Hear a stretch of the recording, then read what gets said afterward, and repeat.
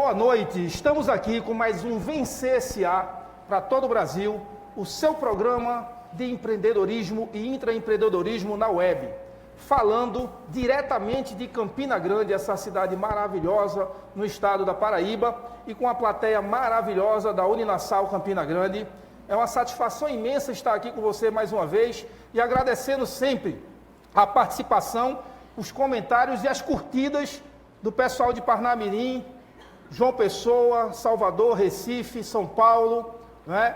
O pessoal de Fortaleza. Muito obrigado a todos vocês que vêm acompanhando nosso programa, vêm curtindo, deixando comentários. Muito obrigado.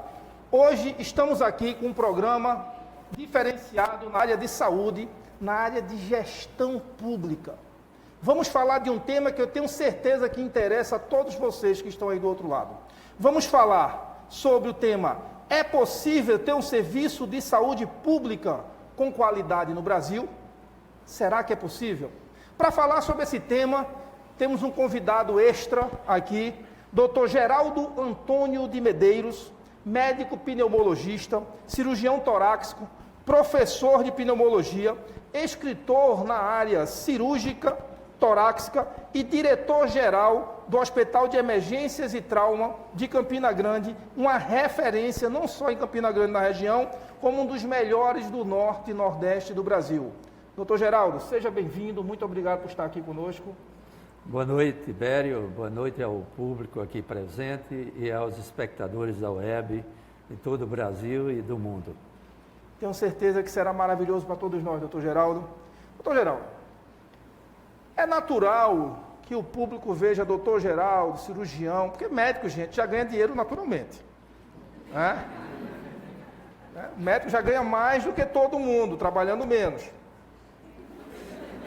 E aí, além de médico, cirurgião ganha mais ainda. Além de médico, cirurgião, diretor de um hospital, aí nem se fala. Aí todo mundo acha que doutor Geraldo, que tem perfil realmente de magnata, né, rico. Doutor Geraldo já nasceu rico, né, doutor Geraldo? Já nasceu médico. Foi fácil assim, doutor Geraldo? Pois é, a minha vida é a vida de um nordestino que foi brejeiro, que nasceu em Esperança, que é uma cidade aqui perto de Campina Grande, a 30 quilômetros, e que com 1 ano de idade se estabeleceu em Campina Grande. Hoje eu sou cidadão campinense, né? Mas que tem toda uma trajetória de luta árdua no sentido de ganhar a vida, né? Eu comecei a trabalhar com meu pai com 11 anos de idade. Meu pai tem uma empresa de ônibus, Aviação Planalto, que circulava para Rio, São Paulo, Brasília, Rio Grande do Norte.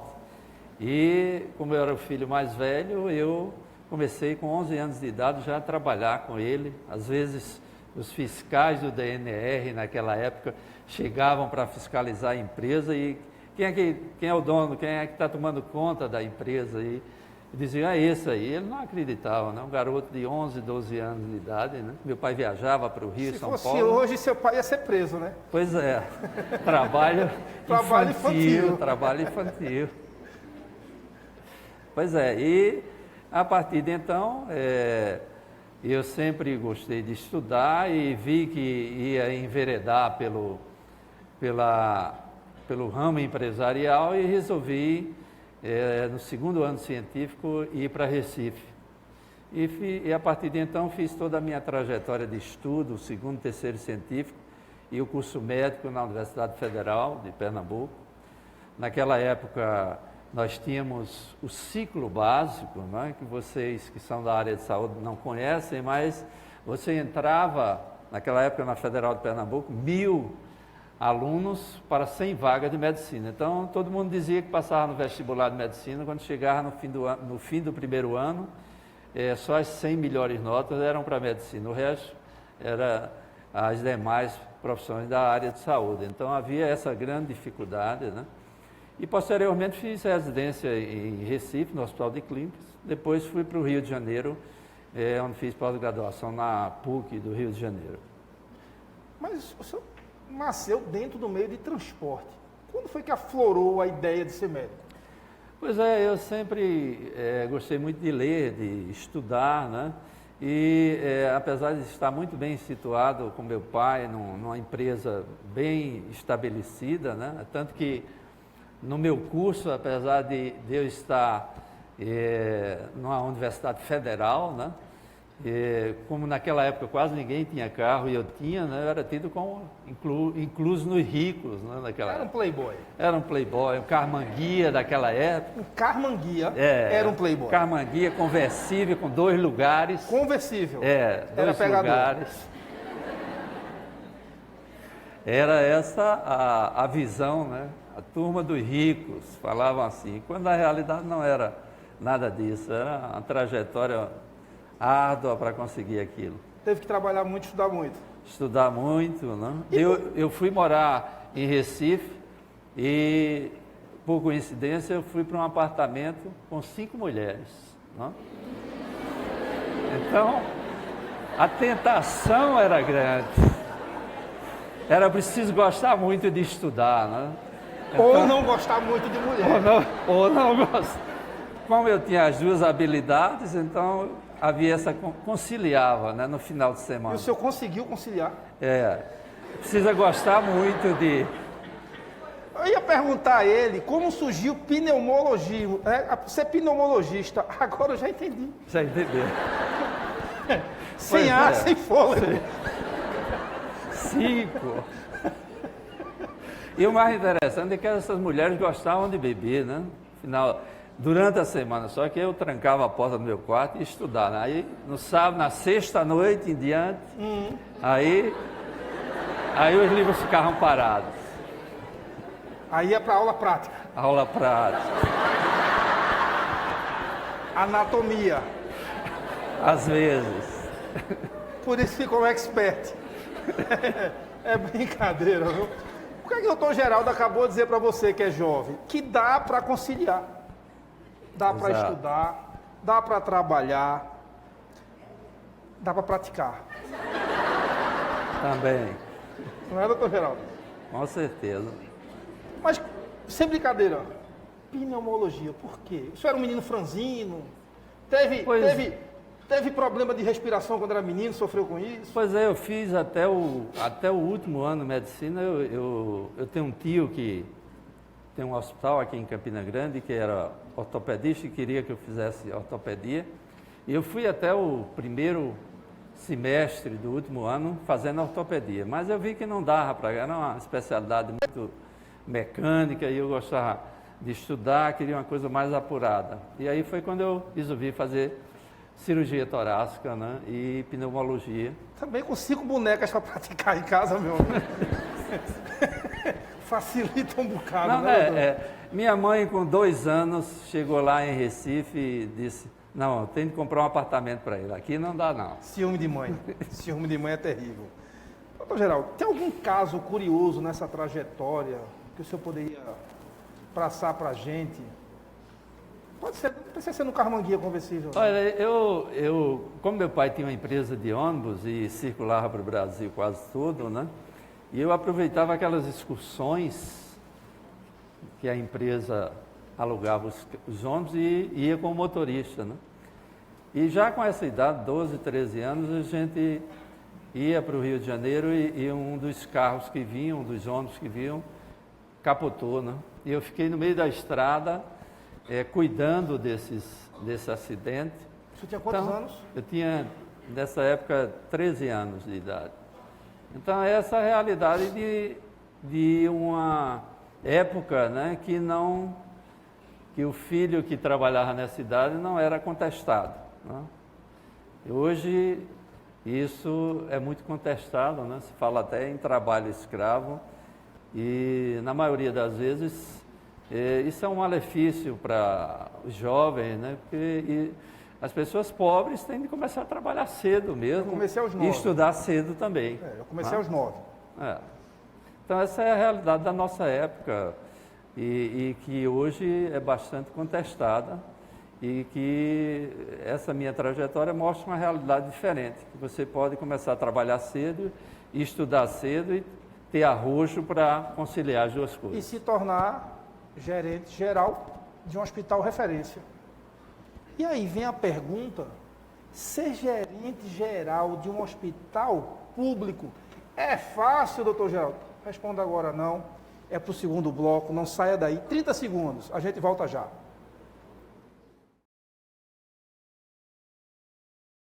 Venha para o time da Uninasal e tenha uma formação de qualidade. Na pós-graduação Uninasal, você está melhor preparado com professores e coordenadores com experiência de mercado. É um timaço ajudando você a conquistar um grande futuro. Quer ter uma carreira vencedora? Faça uma pós-graduação Uninasal. Acesse uninasal.edu.br ou ligue 4020-9734 e matricule-se já. Ensino à distância ou presencial é na Uninasal, formando vencedores.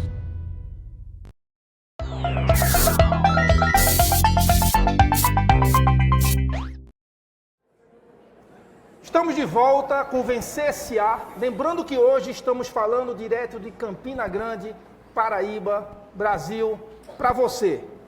Hoje com o doutor Geraldo Medeiros, diretor-geral do melhor hospital trauma e emergência da região, aqui em Campina Grande.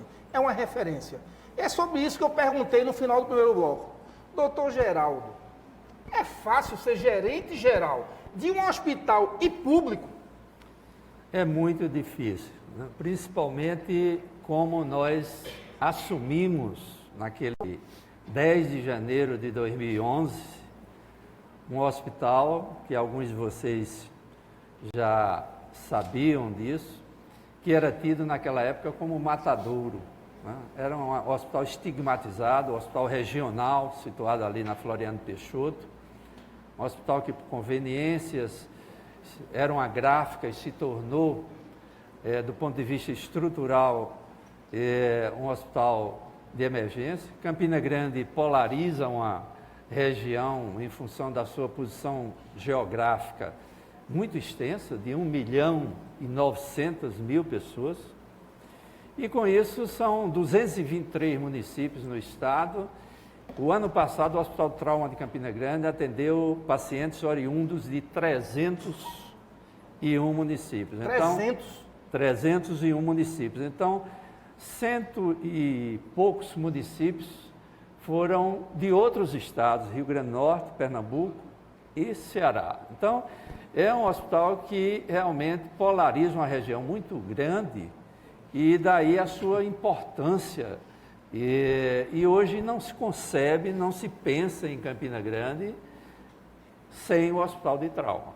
Então, esse hospital, se deixar de funcionar adequadamente, eu sempre digo isso, vai morrer gente no meio da rua, porque antigamente tinham os hospitais que atendiam os usuários do SUS e os hospitais privados na cidade, e hoje não tem mais, como vocês sabem.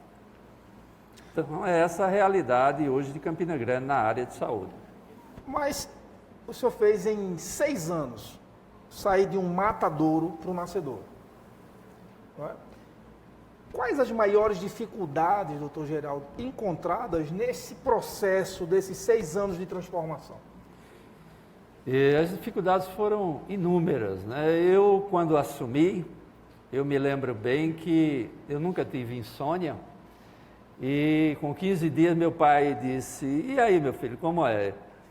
E eu vinha 15 dias com insônia, né? Eram problemas gravíssimos, minuto a minuto, que surgiam, né? Numa estrutura arcaica, carcomida, não estruturada para o hospital. E o pior, a perda da autoestima dos funcionários, de um modo geral, e o que mais me estimulou a assumir essa função, que ninguém queria. Os colegas diziam, a bomba chiando, né? Literalmente. E vários colegas foram convidados antes de mim e ninguém quis, porque era realmente uma missão muito árdua e ninguém queria assumir aquilo. E havia muitas dificuldades. Eu me lembro que o governador, quando foi na primeira visita do governador, no primeiro dia de governo, ele tinha uma goteira dentro da UTI e o pingo d'água caiu na cabeça dele, né, da goteira. Então, essa é uma realidade que tinham ninhos de pombo nos ar-condicionados do centro cirúrgico. Mas eu acho que esse pingo na cabeça dele foi providencial. Pois é, ele fala sempre nesse episódio, né? Ainda ultimamente ele falou, e aliado a tudo isso, nós tivemos progressivamente, né, a felicidade de inaugurar o Hospital Novo, que até então, quando nós assumimos, estava fechado.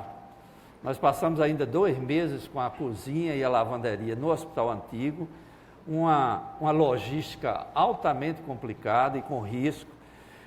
Não haviam os tanques de oxigênio, inauguraram o hospital e não existiam tanques de oxigênio, quer dizer, não havia a mínima possibilidade de colocar o hospital para funcionar, e nós fizemos uma operação de guerra, de transferir os doentes da UTI do antigo para outro hospital, e os tanques de oxigênio do hospital antigo transferir para o novo. Então, são exemplos das dificuldades que nós tivemos no sentido de operacionalizar o maior hospital do estado, da Paraíba hoje, tá?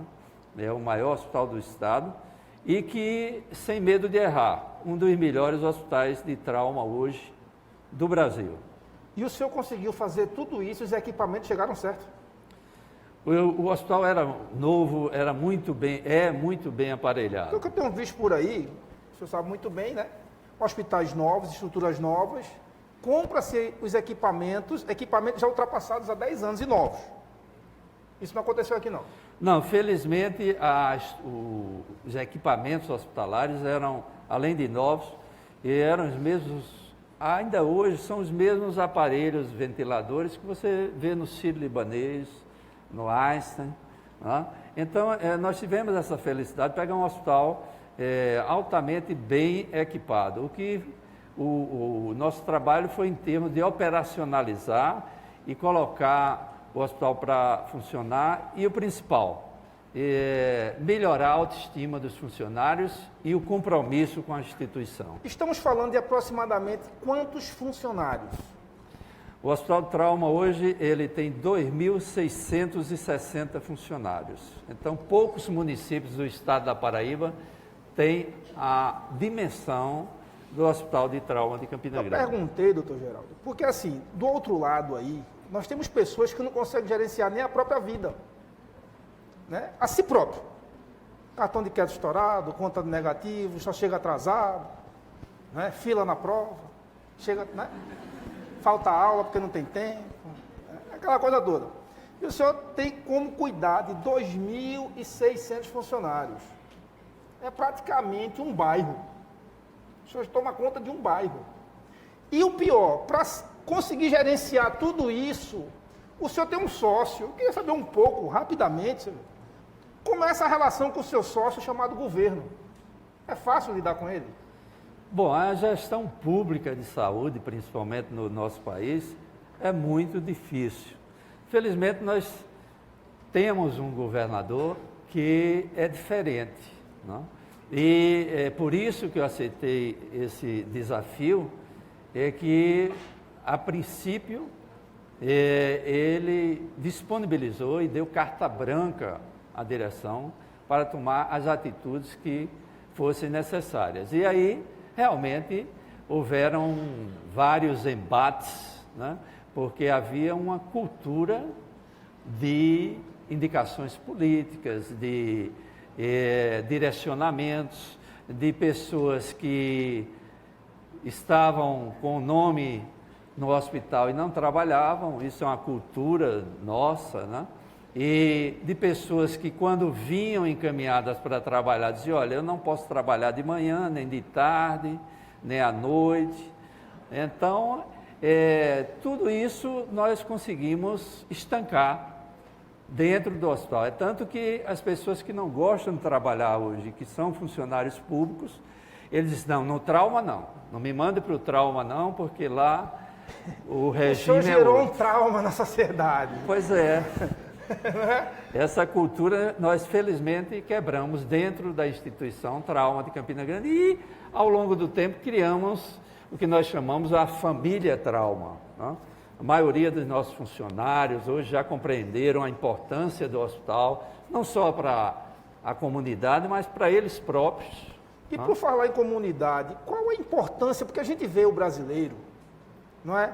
O brasileiro é assim, político é tudo ladrão, mas ele bebe e dirige, quer dar suborno ao guarda, né?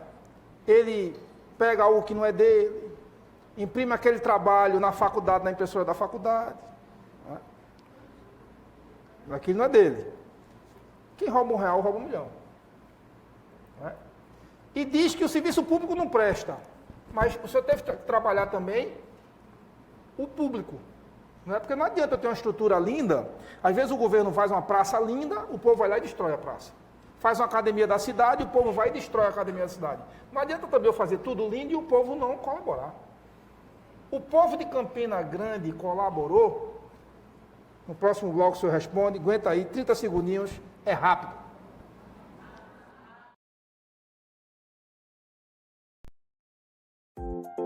O negócio é ter foco nos sonhos. Foco e a melhor preparação.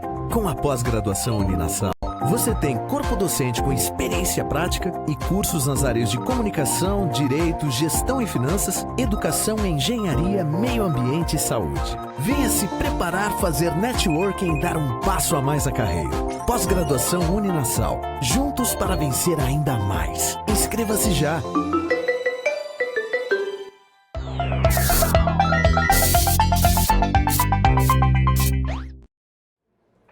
Estamos voltando agora com o terceiro e último bloco do nosso Vencer SA, o seu programa de empreendedorismo e intraempreendedorismo na web. Lembrando que hoje estamos falando direto de Campina Grande, na Paraíba, com o Dr. Geraldo Medeiros, diretor-geral do Hospital de Emergências e Trauma daqui de Campina Grande.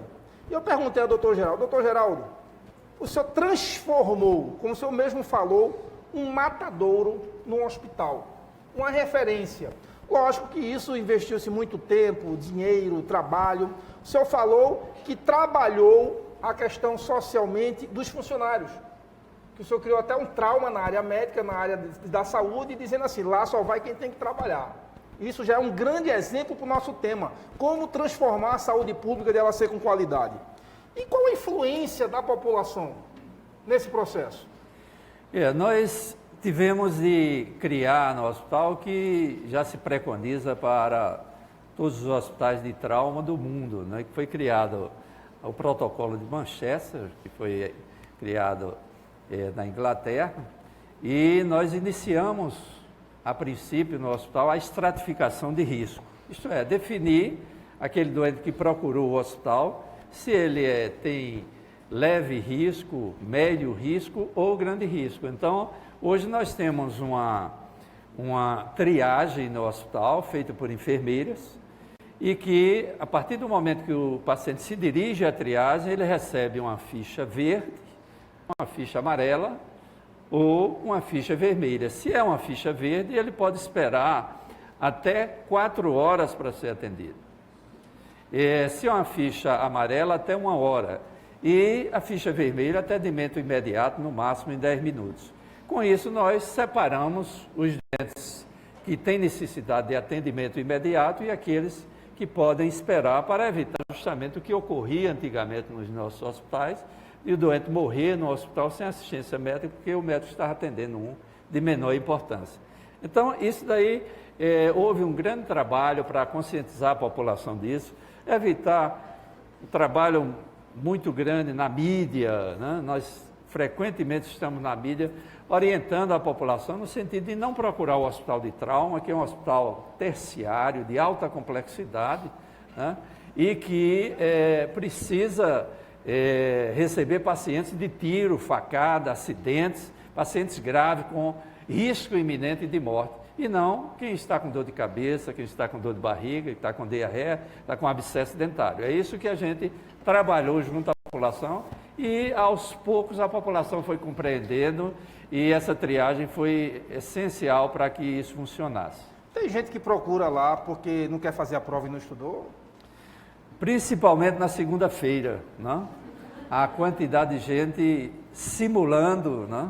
Isso faz parte da nossa cultura, né? Infelizmente, de na segunda-feira chegarem, principalmente os funcionários, né? Aqueles que são autônomos não chegam, né? Não chega, só funcionários. Só os funcionários é que chegam no sentido de que simulando sintomas e doenças, no sentido de receber o atestado. Aí depois ele está reclamando que o político não cumpre o horário dele em Brasília, não é? Exatamente. Estamos falando da mesma coisa em funções diferentes, né, doutor A Geraldo? mesma postura. Doutor Geraldo, o senhor falou que trabalha concomitantemente a população, o senhor trabalha direto os funcionários para que eles entendam, né? Porque o funcionário público é um servidor público, é servir ao público, servir à população.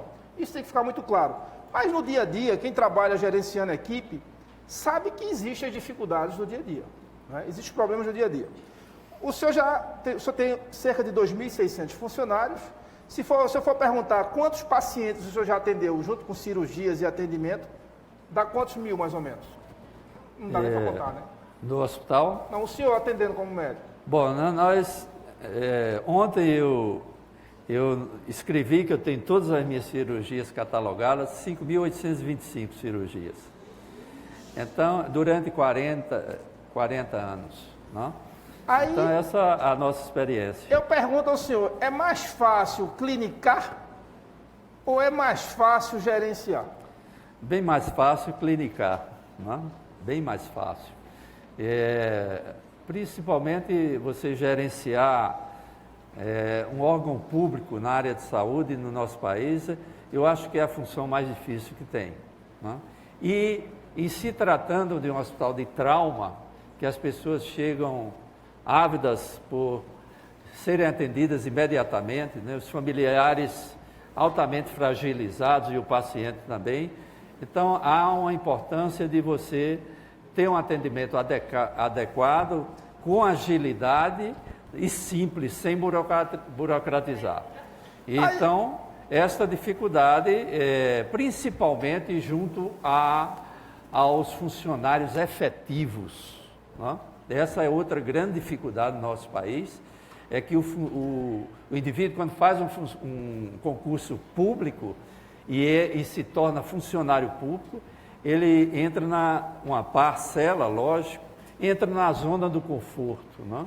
E atende mal a população, e não quer trabalhar, e coloca um mundo de atestado que ele não colocaria no setor privado. Então, essa é a nossa realidade. Que o senhor já conseguiu mudar e transformar aqui. Eu peço a você, de todo o Brasil que está assistindo, que trabalha com saúde, siga o exemplo. Não custa nada e fará um bem enorme a toda a população, né? Aí eu tenho uma outra curiosidade, doutor Geraldo. Eu com meus 25 anos de mercado, né? Quando eu era menino, a gente ia para o hospital e eu só tenho 7 cicatrizes na cabeça, os 2 braços fraturados, clavícula, perna de um lado, perna do outro, dedo. Porque na minha época, eu fazia skate, bicicross e a proteção era o chão. Hoje o menino vai jogar bola de gude e parece um astronauta. A mãe protege e parece que o menino vai para a lua, né? Então o menino hoje não se machuca. E a gente chegava no hospital, o ortopedista via tudo. Hoje eu pego meu filho, aí o médico faz logo assim, é o dedo direito ou esquerdo? Aí eu digo, é o midinho do pé esquerdo. Ele faz, não, eu só trato do midinho do pé direito. Vem amanhã que o médico que trata do midinho do pé esquerdo é fulano de tal. O senhor é a favor disso? Esse é outro grande problema do hospital, que tem como nosso todas as especialidades. Para você ter uma ideia, nós somos o único hospital de trauma do Brasil que tem uma equipe de cirurgia torácica presencial. Então, essa é uma qualificação do Hospital de Trauma de Campina Grande, aí que os especialistas, cirurgiões de tórax já têm conhecimento disso.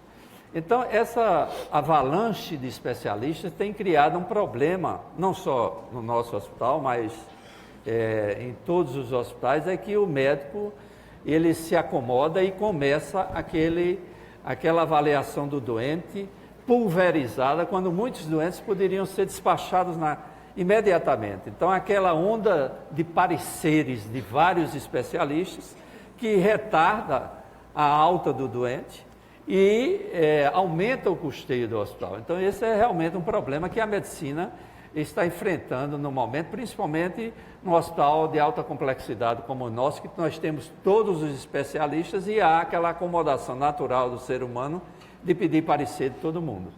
Eu estou falando isso você que está aí, estava conversando com o Dr. Geraldo antes do programa, nós estamos vivendo hoje um novo momento profissional, a era da trabalhabilidade. Você já ouviu falar nisso?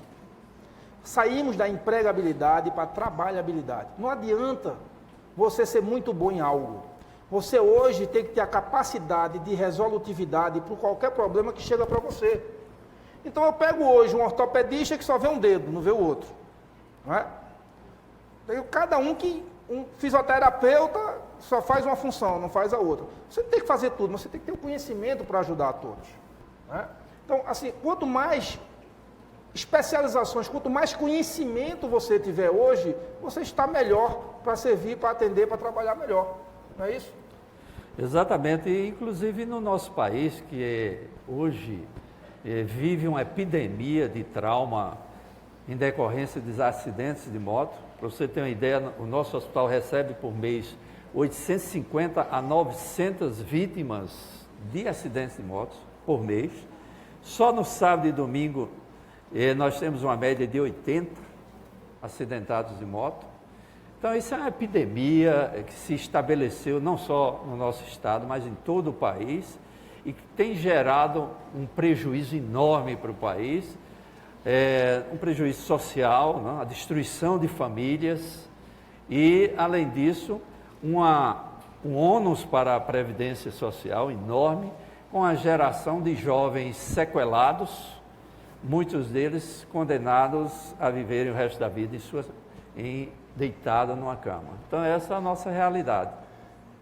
Doutor Geraldo, estamos chegando ao final do programa e eu queria que o senhor mandasse uma mensagem para quem está assistindo, para que nos ajude a transformar o Brasil melhor, né? Não só a saúde pública, que cada um na sua função consiga transformar para melhor o nosso Brasil. Bom, a mensagem que eu deixo é de que é possível fazer gestão pública na área de saúde de qualidade, com agilidade e simplificada. E o Hospital do Trauma de Campina Grande é um exemplo. Só que para isso precisa de uma dedicação e de um compromisso social dos gestores e a colaboração e o envolvimento de todos os colaboradores da instituição. Então, esse é um Brasil que deu certo e que dará em todo lugar que nós possamos ter gestores não só com exclusiva indicação política, sem a abnegação e sem o direcionamento e o compromisso que um gestor deve ter. Então, esse o grande câncer do país, essas indicações políticas de pessoas não qualificadas que determinam esse péssimo serviço que a população qualifica em decorrência do nosso serviço público. Parabéns. Escutou?